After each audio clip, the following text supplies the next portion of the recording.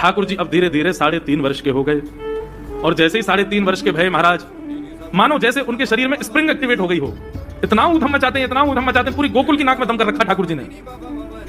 यशोदा मैया ने लाल जी को नूपुर पहना रखे हैं। सुबह जैसे ही ठाकुर जी उठते हैं, नूपुरों की आवाज आती है तो यशोदा मैया तुरंत रसोई घर से दौड़ के जाती है लाला के पास। लेकिन ठाकुर जी इतने चतुर हैं, यमुना तट पर जाते हैं और नूपुरों में बालू भर लाते हैं कि कल नूपुर आवाज नहीं करेंगे, सुबह उठ के हम घर से भाग जाएंगे कहीं और, मैया को पता ही ना चलेगी। ऐसा ऊधम मचा में अब ठाकुर जी वो लीला कर रहे हैं जिस लीला पर देवताओं को भी विश्वास नहीं हो रहा। ऐसी लीला ठाकुर जी कर रहे हैं कि किसी को भरोसा ही नहीं हो रहा कि जगत नियंता जगदाधार ये कर सकता है। और ठाकुर जी क्या करते हैं? बोले ये मत पूछो क्या करते हैं, यो कह रहे हैं क्या नहीं करते।